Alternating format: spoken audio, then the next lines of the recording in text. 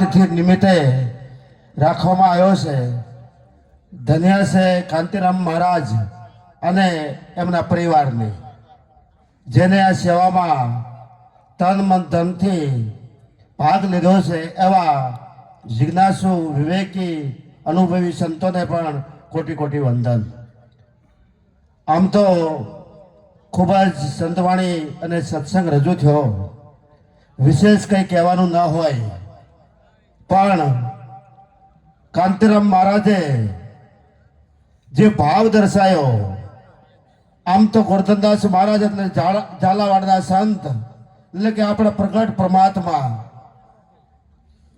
એ જ પંથે માવજીરામ મહારાજે પણ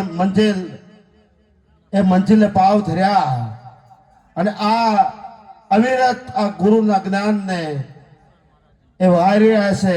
સાથે સાથે કાંતિરામ મહારાજ આ સમાજમાં અધિકારી સંતો પણ ખરા, વિવેકી સંતો પણ ખરા.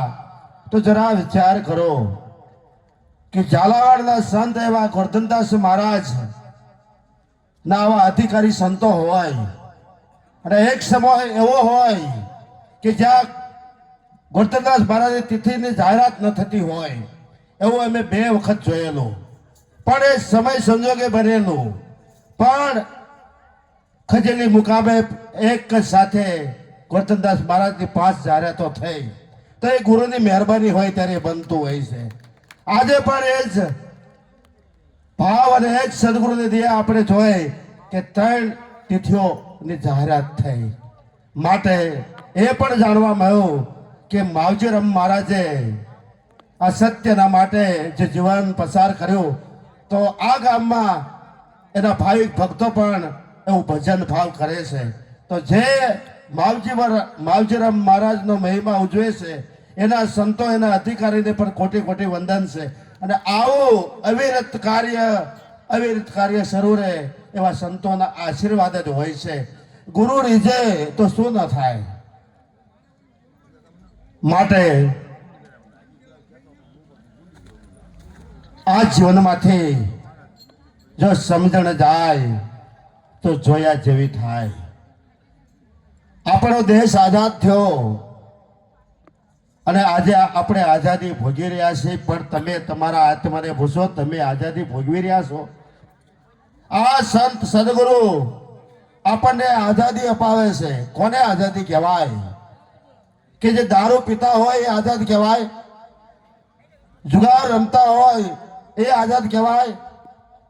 માસાર કરતા હોય એ આઝાદ કહેવાય? ચોરી કરતા હોય એ આઝાદ કહેવાય?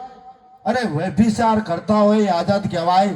માટે ધીણોજનો સંત લાલજી મહારાજ કહે છે કે બેની બેટી છે જેવી આપણી એવી આખા વિશ્વની ગણાય. હરેક એને નિર્મળ નયણે નિરખાય. જેના જીવનમાં આ 5 પ્રતિજ્ઞાનું પાલન હોય, જેને વ્યભિચારનો ત્યાગ કર્યો હોય, એને એ પૂરી આઝાદી ભોગવી શકે છે.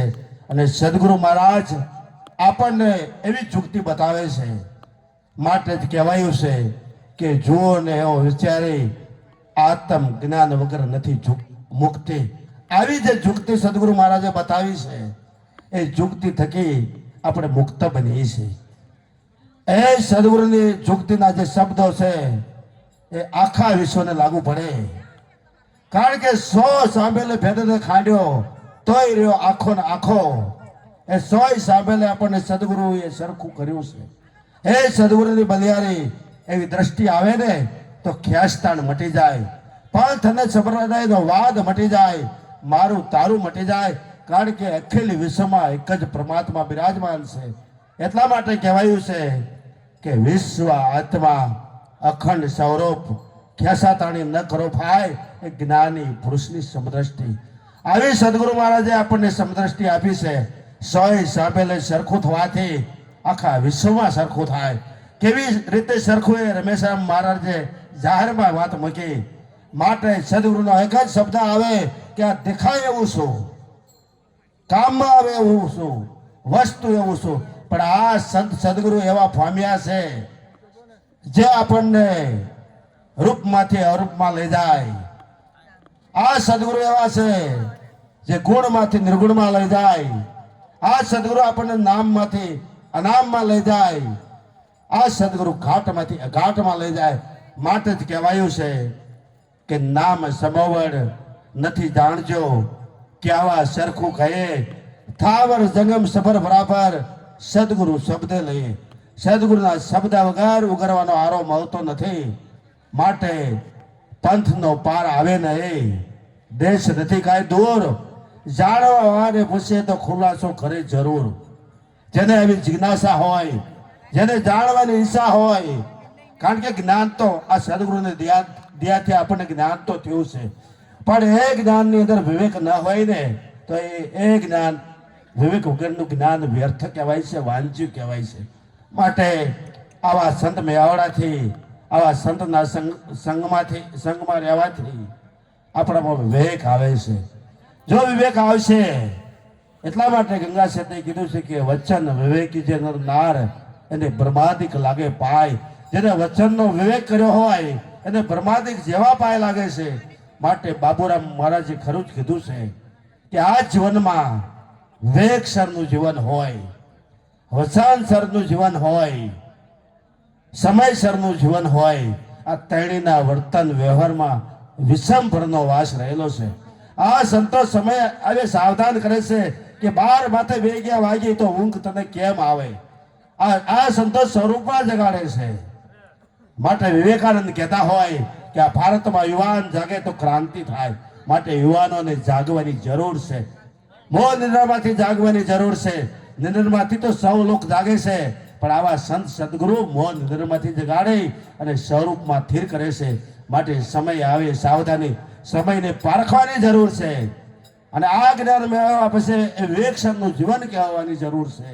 અને વચન પ્રમાણેનું જીવન પગલું ભરો, ડગલું ભરો અને ગુરુના વચનને તપાસો કે આ તન કોનું, આ મન કોનું, આ ધન કોનું. એટલા માટે લાલજી મહારાજે કીધું છે કે તન મન ધન અર્પતા એટલે પ્રત્યક્ષ પ્રભુજી ભાઈ. આ પડદા પાછળની વાત જ નહીં, આ મુખોમુખ વાતો કરી રહ્યો છે.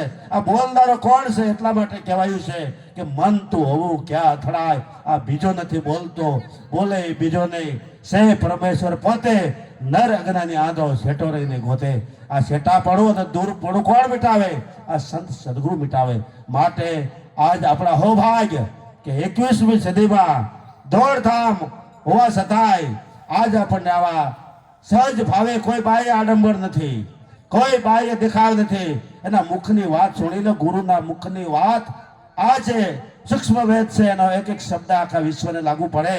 માટે શબ્દને બ્રહ્મ કહેવાય. આ શબ્દ નાદ છે, નાદ ગુંજી રહ્યો છે. માટે જ કહેવાયું છે કે સસરા શર્મા સોય બિરાજે, આપ આપને બાર ભીતર એક નિરંતર નાદ ભજે ગગન મેં. આ નાદનો મહિમા છે. આપણે શબ્દના ઉપાસક છે, કોઈ દેવ કે દેવીના ઉપાસક નથી. માટે જેની સુરતા પ્રવીણ હોય એ આ શબ્દનો મરામનો લાભ લઈ શકે. માટે અંતમાં કહેવું હોય તો કહેવાય કે જા સ્વાગડ જા, ગગનિયામાં જા, જ્યોત જલત હૈ. માટે જ્યોત છે જ્યોત જલે, પ્રેમ કી ગંગા બહાતી ચલો. ભાવે ભજી લો ભગવાન, જીવન થોડું રહ્યું. માટે ઉઠો જાગો અને ધ્યેય પ્રાપ્તિ સુધી મંડ્યારો. ઉઠ જાગ મુસાફિર ભોર ભયા. હમણાં સંધ્યા ટાણું થઈ જશે, નેવા નમી જાય છે, ખેતર પાકી જાય છે. અને સંધ્યા ટાણું આવે ને પછી આ સત્સંગનો લાભ લેવો હોય તો લઈ નહીં શકાય. કોઈને સડતો પોર હોય, કોને સડતો પોર હતો? ધ્રુવ અને પ્રહલાદને. જ્યારે મધ્યાને સૂર્ય હોય એવા લાલજી મહારાજને 51 વર્ષે સદગુરુ ભેટ્યા. અને પોર નેમ્યા પછી જો આ લાભ લેવાનો અવસર આવે તો આપણને જોવે એવો આનંદ આવતો નથી. માટે આનંદ ખરી હે તે ભજવા હરી. સંધ્યા ટાણું થાય એ પહેલા તમે તમારા આત્માની ઓળખાણ કરો. અને એમ કહેવું હોય તો કહેવાય કે આત્માના ઓળખાણ કરવાથી શું થયું? આત્માની શક્તિને કામે લગાડો, આત્માની ઉર્જાને જગાડો.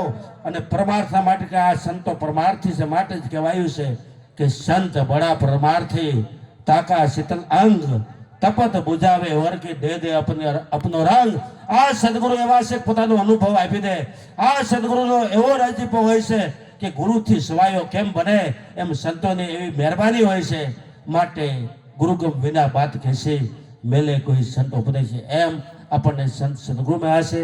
આ ઝાલાવાડના સંત એવા ગોરધનદાસ મહારાજની દિવ્યતા અવિરત રહેવાની છે. પણ જરા આપણા તંત મૂકી અને ખંત આવવાની જરૂર છે. અને આવા સત્સંગનો જે આ સભામાં આ સમય કાઢી અને સત્સંગમાં આવ્યા છે, તન મન ધનથી જે સેવા કરી રહ્યા છે, અહીંથી જે સંતવાણી અને સત્સંગનો લાભ લીધો છે એને ધન્ય છે. માટે આ જીવનમાં કરવા જેવી હોય તો સેવા, ખાવા જેવો હોય તો ગમ, અને સહન શક્તિ, કારણ કે આ વિશ્વમાં અમાપ શક્તિ છે, પણ જેને સહન શક્તિ આવે ને જીતી જાય. માટે સહન કરે એને સંત કહેવાય છે. શાંતિ પમાડે અને સંત કહે એના દાસના દાસ સ્થાન રહે. માટે આ સમજણનું ઘર આપણને મળ્યું છે. માટે સમજણની વાત છે ન્યારી, વીરા મારા સમજણની વાત છે ન્યારી. મીઠા સાકરની બે પૂતળી બનાવી રંગે રૂપે છે એક સરખી, પણ સમજો અણસમજુમાં એટલો ફેર છે કે એક લાગે ગળી ને એક લાગે ખારી. જે સમજુ પુરુષનો શબ્દ હોય ને એ ક્રાંતિ કરે. સમજુ પુરુષનો શબ્દ આવે ને તો ઠરવાનું ઠેકાણું મળી જાય. માટે મન સમજાવે તે નર મોટા થીરતા પદમાં ઢર્યા. આ મનને સમજાવવા માટે સત્સંગની જરૂર પડે છે, એવા સમર્થ સદગુરુની જરૂર પડે છે. માટે ભાગ મળવો નહીં જે ઘર સંત પધાર્યા. આપણો તો અહોભાગ આપણને એવા સમર્થ સદગુરુ મળ્યા છે. અને આ જીવનમાં પરમાર્થનું કાર્ય થાય. આ જીવનમાં સ્વાર્થ માટે તો બધા જ છે, પણ પરમાર્થના માટે કોઈ આ સંત વિરલા જીવે છે. આ સંતોનો રાસ છે, આ ગુરુનો રાસ જીવનમાં ઉતારી અને જીવન સફળ બને એવા પ્રયત્ન કરી અહીં બિરાજમાન એવા દિવ્ય આત્માને મારા કોટી કોટી વંદન. બોલો સદગુરુ મહારાજની જય.